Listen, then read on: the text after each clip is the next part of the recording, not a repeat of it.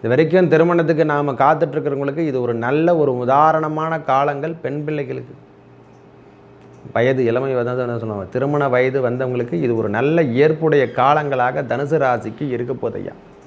திடீர் திருமண வாய்ப்புகள் நம்மளுக்கு தேடி பரப்புது. அதாவது எப்படி சொல்கிறதுனா, நல்ல அமைப்புன்ட்டு தான் சொல்லுவோம். ஒரே வார்த்தை சொல்லப்போனால் நல்ல அமைப்பு உருவாகக்கூடிய காலங்களாக தனுசு ராசிக்கு உருவாக்கப் போகிறது. பிரிவினைகள் ஏதேனும் இருந்திருந்தால், கணவன் மனைவிக்குள் கருத்து வேறுபாடு இருந்திருந்தவங்களெல்லாம் இப்போ ஒன்று சேர்ந்துருவாங்க சாமி. பகை பெற்று காணப்பட்டவங்க கூட இனிமேல் பகை இல்லாமல் வாழக்கூடிய காலங்களாக மாறப்போது இந்த 23 நாட்கள். நம்மளுக்கு இடம்பெயரக்கூடிய சுக்கிரனால் நல்ல அமைப்பு. இது வரைக்கும் சுகமே இல்லை சாமி அப்படின்றவங்களுக்கு கூட சுகத்தை கொடுக்கக்கூடிய காலங்களாக, நோய் நொடிகள் விலகக்கூடிய காலங்களாக. ரொம்ப நாளாக சாப்பிட்ருக்க மருந்துதியா, பிபி சுகர்லாம் ஒன்றும் கண்ட்ரோலுக்கே வரல அப்படின்றவங்களுக்கு கூட இந்த முறை கண்ட்ரோலில் வரக்கூடிய காலங்களாக. ஒருவருடைய சுபருடைய பார்வை ஒருவர் மேலே பழுந்தாவே போதுமானது. ஏன்னா இப்பொழுது சுபருடைய பார்வை தனுசு ராசிக்கு மேலே எதுவுமே விழலை, ஒரு மங்கி போயிருக்காங்க. வெளியூர் செல்லக்கூடிய வாய்ப்புகள் தேடி வரப்போதையா. வெளியூரோ வெளிநாடோ போகிறதுக்கான வாய்ப்புகள் நம்மளுக்கு கெட்டக்கூடிய காலங்கள் இது. விக்னேஸ்வராய நமக. வெற்றிவேல் முருகனுக்கு அரகரோகரம். அரகர நம பார்வதி பதையே. அரகர மகாதேவா. தென்னாடுடைய சிவனே போற்றி, எந்நாட்டவர்க்கும் இறைவா போற்றி.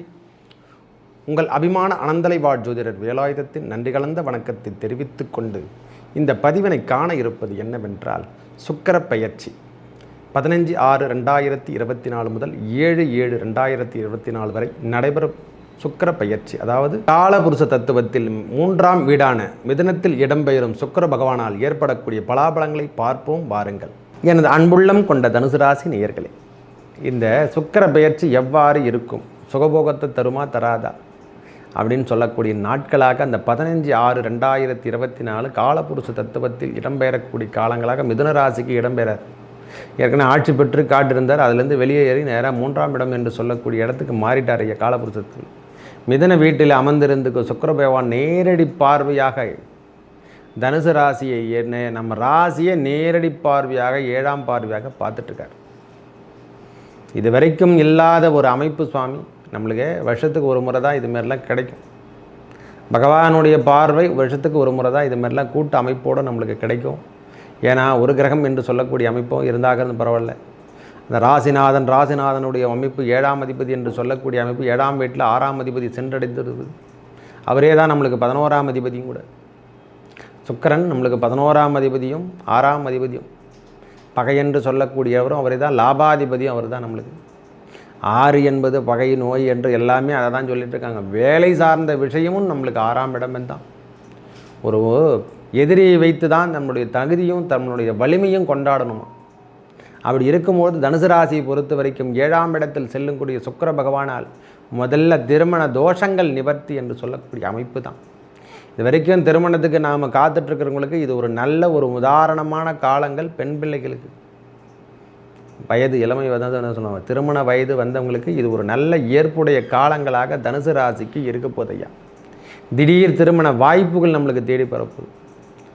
அதாவது எப்படி சொல்கிறதுனா, நல்ல அமைப்புன்ட்டு தான் சொல்லுவோம். ஒரே வார்த்தை சொல்லப்போனால் நல்ல அமைப்பு உருவாகக்கூடிய காலங்களாக தனுசு ராசிக்கு உருவாக்கப் போகிறது. பிரிவினைகள் ஏதேனும் இருந்திருந்தால், கணவன் மனைவிக்குள் கருத்து வேறுபாடு இருந்திருந்தவங்களெல்லாம் இப்போ ஒன்று சேர்ந்துருவாங்க சாமி. பகை பெற்று காணப்பட்டவங்க கூட இனிமேல் பகை இல்லாமல் வாழக்கூடிய காலங்களாக மாறப்போது இந்த 23 நாட்கள். நம்மளுக்கு இடம்பெயரக்கூடிய சுக்கிரனால் நல்ல அமைப்பு. இது வரைக்கும் சுகமே இல்லை சாமி அப்படின்றவங்களுக்கு கூட சுகத்தை கொடுக்கக்கூடிய காலங்களாக, நோய் நொடிகள் விலகக்கூடிய காலங்களாக. ரொம்ப நாளாக சாப்பிட்ருக்க மருந்துதியா, பிபி சுகர்லாம் ஒன்றும் கண்ட்ரோலுக்கே வரல அப்படின்றவங்களுக்கு கூட இந்த முறை கண்ட்ரோலில் வரக்கூடிய காலங்களாக. ஒருவருடைய சுபருடைய பார்வை ஒருவர் மேலே பழுந்தாவே போதுமானது. ஏன்னா இப்பொழுது சுபருடைய பார்வை தனுசு ராசிக்கு மேலே எதுவுமே விழலை, ஒரு மங்கி போயிருக்காங்க. வெளியூர் செல்லக்கூடிய வாய்ப்புகள் தேடி வரப்போதையா. வெளியூரோ வெளிநாடோ போகிறதுக்கான வாய்ப்புகள் நம்மளுக்கு கெட்டக்கூடிய காலங்கள் இது. அதுவும் இல்லாமல் நல்ல அமைப்பு. இது வரைக்கும் வட்டாரத்தில், நட்பு வட்டாரத்தில் நம்மளுக்கு எதுவும் சரியான முறையில் இல்லாதவங்க கூட இனிமேல் நட்பு வண்ணம் பாராட்டப்படக்கூடிய காலங்களாகும். வேலை சார்ந்த விஷயத்தில் இருந்து வந்த பிரச்சனைகள், கம்யூனிகேஷனே இல்லைங்க எனக்கு அப்படின்றவங்களுக்கு தனுசு ராசியை பொறுத்த வரைக்கும் இனிமேல் எல்லாம் நல்ல கம்யூனிகேஷன். ஏற்கனவே அவங்களுக்கு ஸ்பீச் ஒன்றும் குறையவே கிடையாது.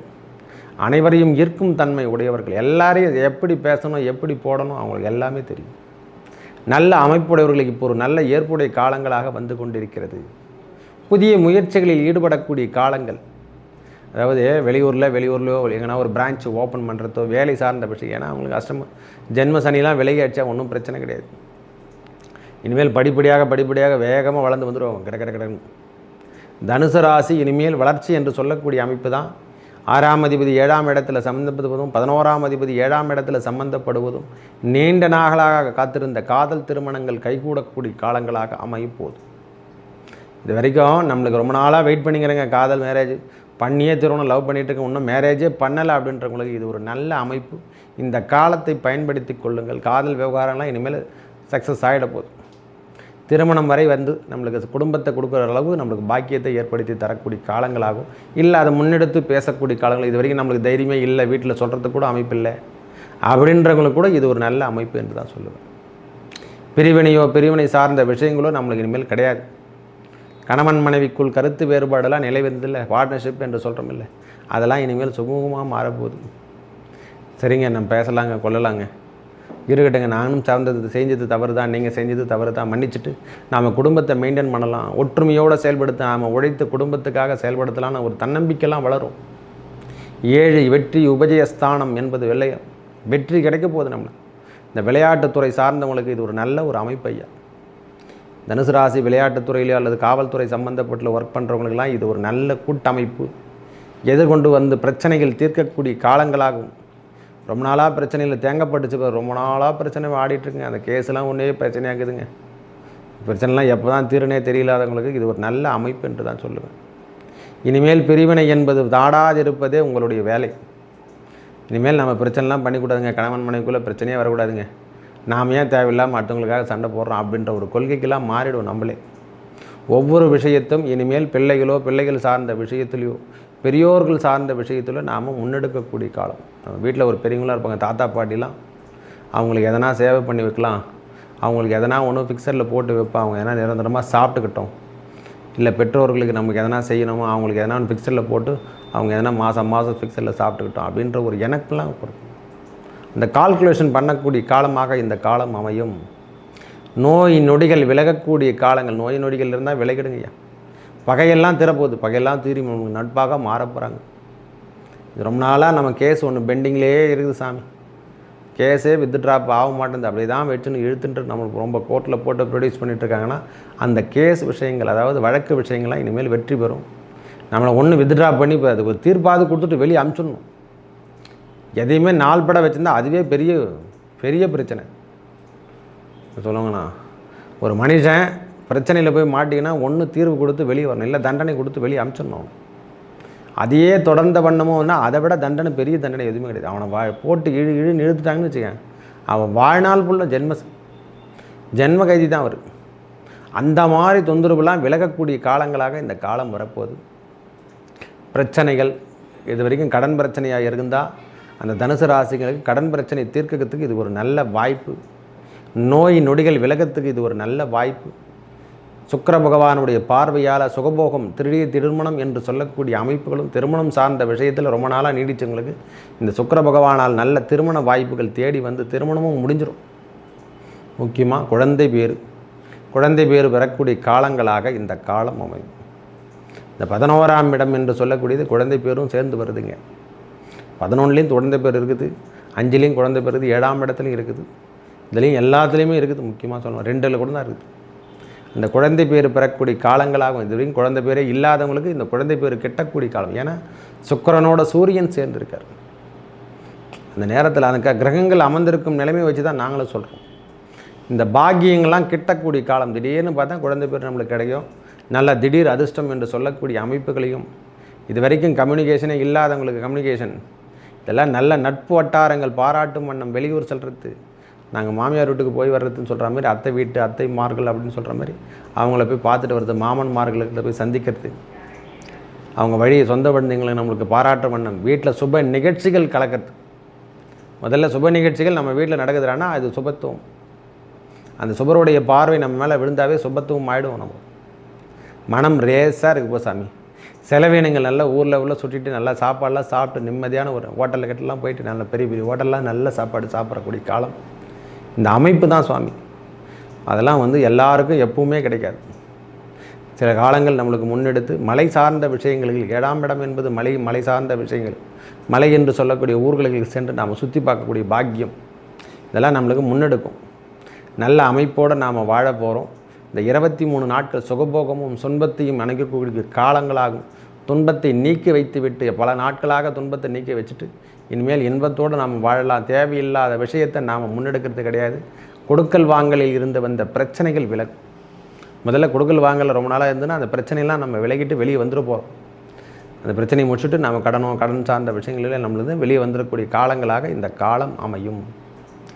வெள்ளிக்கிழமை தோறும் 6 to 7 சுக்கிர ஓரையை பயன்படுத்தி கொள்ளுங்கள். ஒரு கைப்பிடி அளவு உப்பை எடுத்துக்கங்க, நம்ம கையிலே வச்சுங்க. 108 முறை ஓம் நமோ லக்ஷ்மி நாராயணாய நம வீட்டில் விளக்கு ஏற்றுங்க. பசுமாட்டுக்கு அன்றைக்கி தீவனங்கள் என்று சொல்லக்கூடிய பாலோ, பழம், அகத்திக்கீரை, பச்சரிசி கலந்த வெல்லம் கலந்த பச்சரிசி இவெல்லாம் தானமாக கொடுக்கலாம். அதுக்கு உணவு கொடுக்கலாம். அந்த கோமியத்தை எடுத்துங்க, பசுங்கோமியத்தை வீட்டு ஃபுல்லாக தெளிங்க.